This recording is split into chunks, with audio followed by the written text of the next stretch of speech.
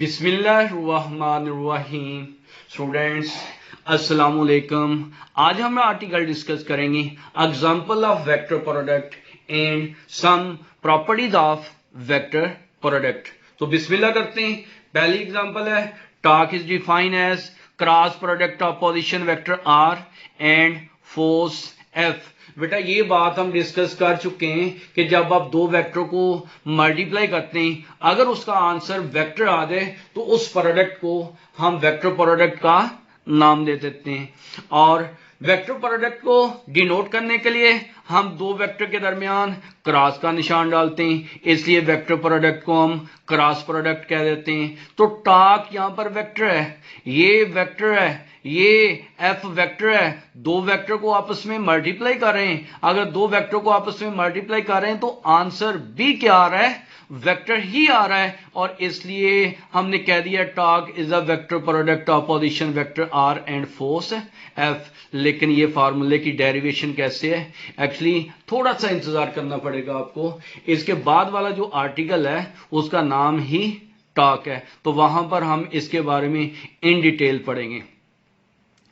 Second example में बेटा कहता है कि अगर कोई charge particle Q magnetic field में मूव करता है विद वेलोसिटी v, तो उसके ऊपर मैग्नेटिक फोर्स एक्ट करती है। वो मैग्नेटिक फोर्स किसके इक्वल है, F M is equal to Q into V cross V. ये फार्मूला भी बेटा ये हम सेकेंड ईयर में पढ़ेंगे इंशाल्लाह। ये 14 चैप्टर में 14.5 जो आर्टिकल है एक्चुअली यही है, ये लॉन्ग क्वेश्चन है और इसकी डेरिवेशन भी हम वहीं पर पढ़ेंगे। और आगे हम डिस्कस करते हैं ज्योमेट्रिकल रिप्रेजेंटेशन ऑफ वेक्टर, या फिर हम इसको कहते हैं geometrical interpretation of a vector. या फिर इसका क्वेश्चन आता है show that magnitude of A cross B is equal to area of parallelogram. इसकी डिटेल बेटा ऐसे है कि कंसिडर अ पैरेललोग्राम।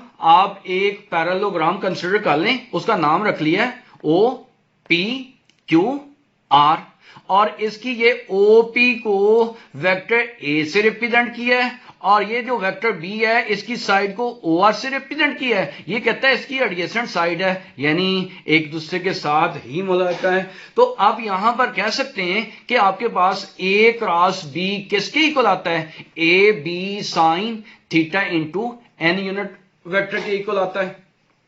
यहां पर ये जो दो पैरेलल लाइन है इसका मतलब magnitude of A cross B. लेकिन जो दो पैरेलल लाइन आपने लेफ्ट साइड पर ली है वो राइट साइड पर भी लेनी है।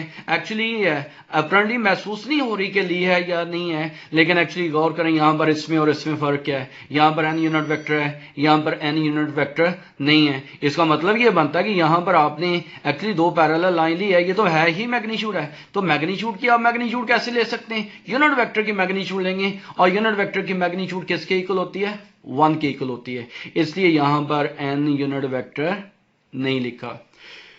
Now draw perpendicular RS on OP. अब इस राइट एंगल ट्राइंगल से ये वाली जो चीज है बेटा ये इसकी एच कहलाती है, हाइट ऑफ पैरेललोग्राम कहलाती है। अब यहां से हम इस राइट एंगल ट्राइंगल से हम एच को कैलकुलेट करना चाहते हैं। राइट एंगल ट्राइंगल से आप एंगल ये थीटा, थीटा के सामने वाला परपेंडिकुलर कहलाता है। और याद रखना है जब भी परपेंडिकुलर डिस्टेंस निकालना हो बेटा तो उसके लिए हम रेशियो इस्तेमाल करते हैं साइन थीटा की। तो एक्चुअली आपने एच परपेंडिकुलर डिस्टेंस है तो साइन थीटा किसके इक्वल होगा, परपेंडिकुलर, ये उसका बेस है, ये उसका हाइपोटेन्यूज है, तो साइन थीटा किसके इक्वल होता है, परपेंडिकुलर ओवर हाइपोटेन्यूज। तो यहां पर बेटा क्या आ गया, साइन थीटा किसके इक्वल आ गया, एच ओवर बी के इक्वल आ जाए। आपको पता है यहां पर इसके नीचे डिनोमिनेटर में क्या है 1, क्रॉस मल्टीप्लाई करते हैं तो एच किसके इक्वल आ गया, बी साइन थीटा के।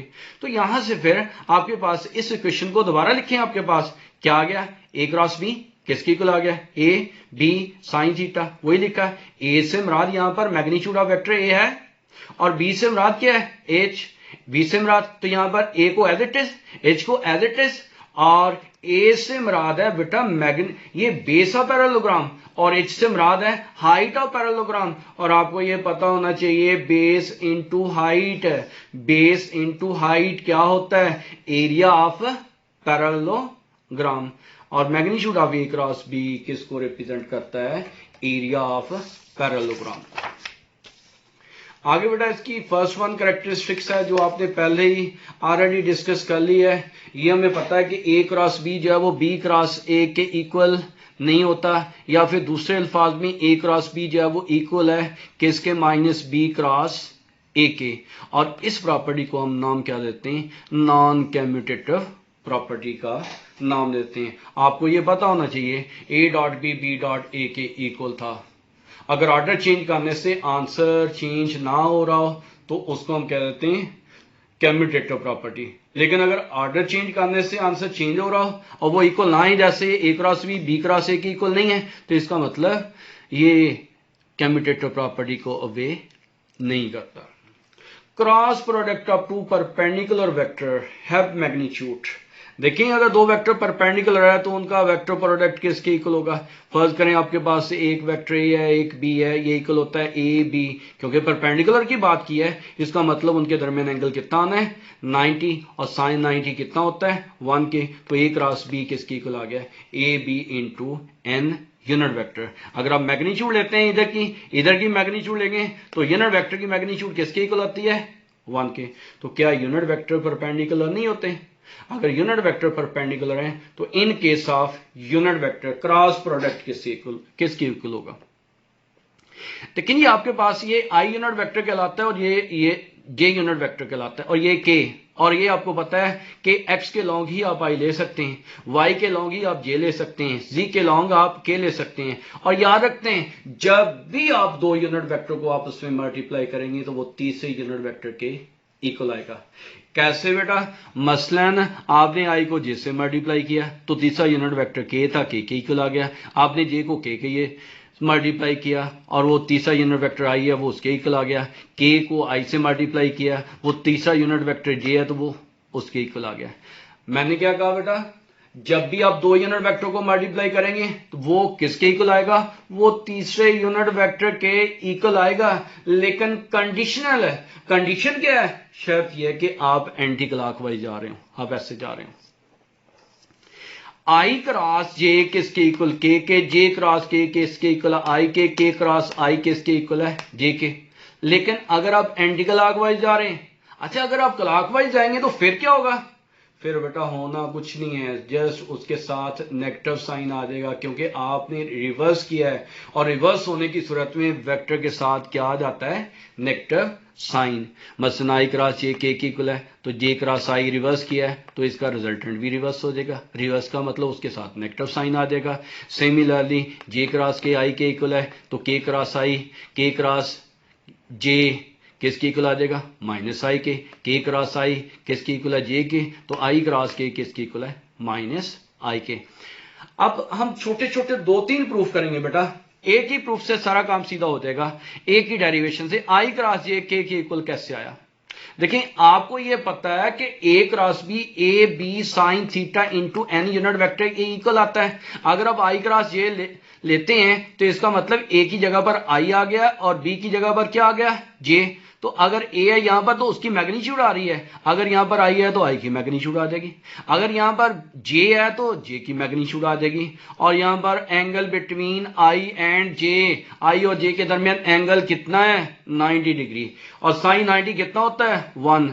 यूनिट वेक्टर की मैग्नीट्यूड कितनी है? 1। इसकी मैग्नीट्यूड कितनी है? 1। तो 1 1 1 3 नहीं कहना, ये 1 ही रहता है। 1 को जितनी दफा मर्जी मल्टीप्लाई करें आंसर 1 ही आना है। तो आई क्रॉस जे किसके इक्वल आ गया? एन यूनिट वेक्टर के आ गया। एक चीज आपने स्टार्ट में और पढ़ी थी, क्या बेटा? जब भी आप दो वेक्टर का वेक्टर प्रोडक्ट लेते हैं तो उसका रिजल्टेंट हमेशा परपेंडिकुलर होता है अ प्लेन कंटेनिंग दैट वेक्टर।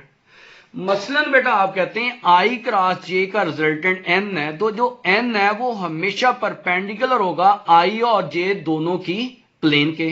आई और जे दोनों की प्लेन के भी परपेंडिकुलर है। इसका मतलब एन फिर किसके इक्वल होगा? के यूनिट वेक्टर के इक्वल होगा। क्या बेटा मैंने कहा? फिर रिपीट कर रहा हूं, दो वेक्टर का वेक्टर प्रोडक्ट का जो रिजल्टेंट होता है हमेशा परपेंडिकुलर होता है अ प्लेन कंटेनिंग दैट वेक्टर। उसका मतलब क्या है, जब भी आप आई को जे से मल्टीप्लाई करेंगे तो उसका जो भी आंसर आएगा वो इन दोनों के परपेंडिकुलर होगा। और आई और जे दोनों के परपेंडिकुलर क्या है, के है। आपको ये पता होना चाहिए आई और जे के दरमियान एंगल 90 है। जे और के दरमियान एंगल 90 महसूस नहीं हो रहा लेकिन होता 90 ही है। के और आई के दरमियान एंगल 90 महसूस नहीं होता लेकिन होता 90 है। आई जे और के तीनों वेक्टर म्यूचुअली परपेंडिकुलर होते हैं। एक और लफ्ज हम इस्तेमाल करते हैं ऑर्थोगोनल का। तो फिर एन के आई जे के एन इनके परपेंडिकुलर है, तो आई और जे के और परपेंडिकुलर कौन है, के। तो फिर एन की जगह पर यहां पर क्या आ गया बेटा, के यूनिट वेक्टर आ गया। अब सिमिलरली जे क्रॉस आई, जे की मैग्नीट्यूड आई की मैग्नीट्यूड, और यहां पर साइन -90 आना है। और sine -90 cos -90 cos minus theta cos theta के इक्वल होता है, लेकिन साइन माइनस अगर यहां पर आ रहा है साइन की सूरत में तो वो बाहर चला जाता है। Sine of minus theta sine theta के इक्वल होता है। यहां पर अलहदा लिख भी देता हूं बेटा, साइन ऑफ माइनस थीटा किसके इक्वल है, माइनस साइन थीटा, लेकिन कॉज ऑफ माइनस थीटा किसके इक्वल है, कॉस थीटा के। कॉस थीटा की सूरत में एंगल रिवर्स करने से कोई फर्क नहीं पड़ता, साइन की सूरत में फर्क पड़ता है। तो नेगेटिव साइन बाहर आ गया, इसकी मैग्नीट्यूड 1, इसकी मैग्नीट्यूड 1, और साइन क्योंकि 90 है इसकी मैग्नीट्यूड कितनी आ गई है 1, तो माइनस एन आ गया। और एन की जगह पर क्या आएगा, एन क्योंकि जे और आई दोनों की प्लेन के परपेंडिकुलर है तो फिर यहां पर क्या आ जाएगा बेटा, माइनस के। अगर नेगेटिव से मल्टीप्लाई करें यहां पर नेगेटिव आ जाएगा, ये नेगेटिव नेगेटिव पॉजिटिव हो जाएगा, तो माइनस जे क्रॉस आई किसके इक्वल आ गया, के। अब इसका और इसका कंपैरिजन करें, के इक्वल है। अगर ये साइड इक्वल है तो ये साइड भी इक्वल होगी, तो इसका मतलब क्या बनता है, आई क्रॉस जे किसके इक्वल आ जाएगा, माइनस जे क्रॉस आई। एक बेटा ये डेरिवेशन होगी, एक ये डेरिवेशन होगी, एक ये और प्रूव हो गया। ऐसे ही आप बाकी मानदा यूनिट वेक्टर की डेरिवेशन भी कर सकते हैं। जज़ाकल्लाह बेटा, अल्लाह हाफिज।